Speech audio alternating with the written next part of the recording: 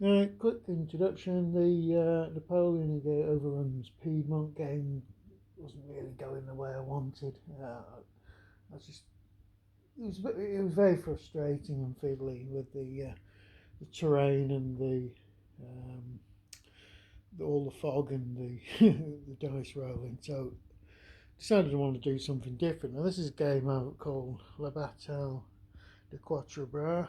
It's part of a series from Clash of Arms. This is the second edition. Now,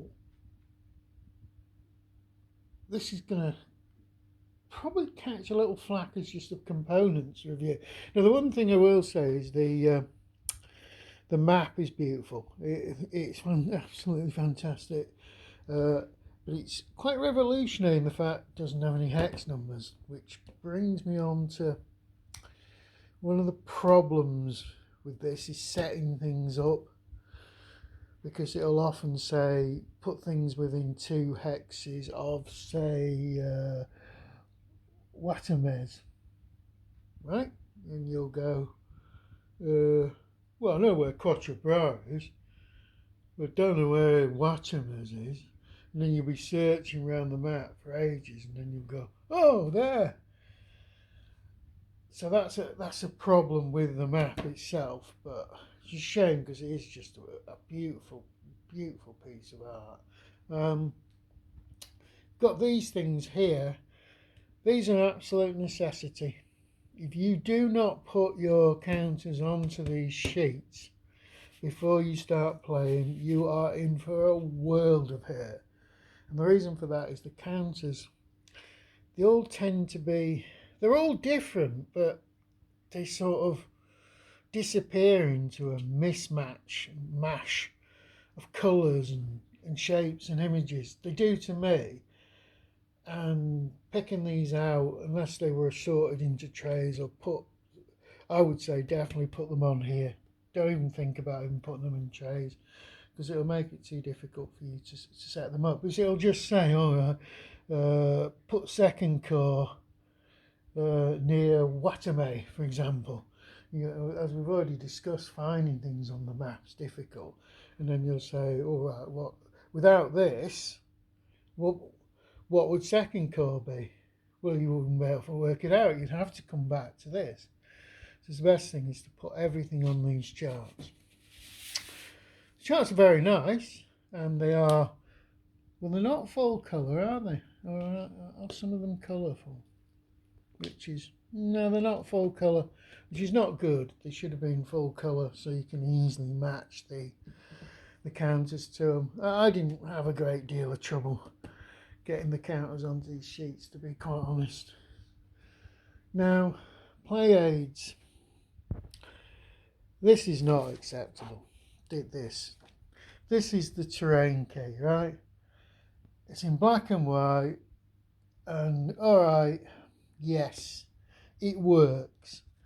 But once you've located what your terrain is using this, you've then got to go off to another chart here and cross-reference the movements. No, no, no, that is not how you do it. You have a proper colour chart where the images of the terrain are shown next to the description of the terrain and its effects. End of. Other things we got, this game catches a lot of flack because it's got 3 sets of rules. Now, I would say that's probably, it shouldn't get flack for that, because it gives you like a simpler, an average and a complicated rule set. But it's very confusing for the beginner because it doesn't really say categorically use this set for this, that and the other. But I have been told that this one, the Règlement, I don't like the fact it's in French either. The Règlement de Saint to Marie-Louise is the one to go for. There is a third set, the regulations 30, I think they are, or something, which I have got upstairs, but I haven't got a copy here. The only reason I've got this one here is that this one came with the... No, it didn't. That's the actual... Oh, no, yeah. This is the one that came with the game, and it's got the scenario stuff in the back. So we look at this as a rule book. It's not so bad. Coming out at 23 pages. Excellent. No table of contents. Tut, tut, tut. No index, which is a lot more common, so I won't have a go at you for that. I will have a go at you for not even having a table of contents. Not acceptable in this day and age. Other charts that seem to be, I can't really say, so I don't know this system, but they seem to be comprehensive enough. They're not full colour, but they don't have to be. They look functional. Apart from the terrain one, which I've already mentioned. The actual chart for the battle looks reasonable. The scenarios, there is only one scenario in this particular game, which is just the main battle, which is a bit odd. I would have said this deserves multiple scenarios, because I have seen other games that cover, like the first day, the battle around Fresnay, and others that look at the final cavalry charge on the second day. Yeah, but the good thing about this is it's a meeting engagement. It's a fairly small battle, although not as small as you might think. But it's a meeting engagement, so it builds up gradually over a period of time. Now, even though you've got this huge chart of English, well, I say English, it's not English, it's the Army of the Low Countries, which is Anglo-Dutch, but it has got German units in it as well. It's quite a mismatch. You're not going to use all those. That's the chart for the entire battle, including Waterloo and stuff like this. Whereas this one is not the entire French army, it's just the Army of the North. The bit that actually gets involved at Quatre. So that's a bit weird. If you haven't got the full set, that might confuse you a bit. But there's no great problem with that.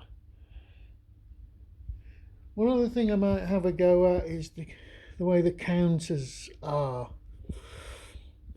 Let's just have a look at a counter. This is like problematical.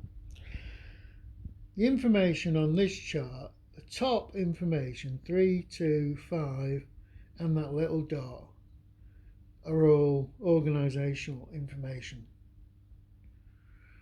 The stuff in the centre says it's infantry.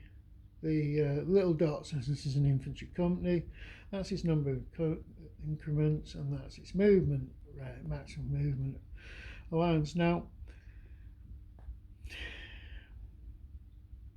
there's a lot of counter space wasted, and when it actually sort of deploys for fighting, it turns itself over, and there's stuff on the back.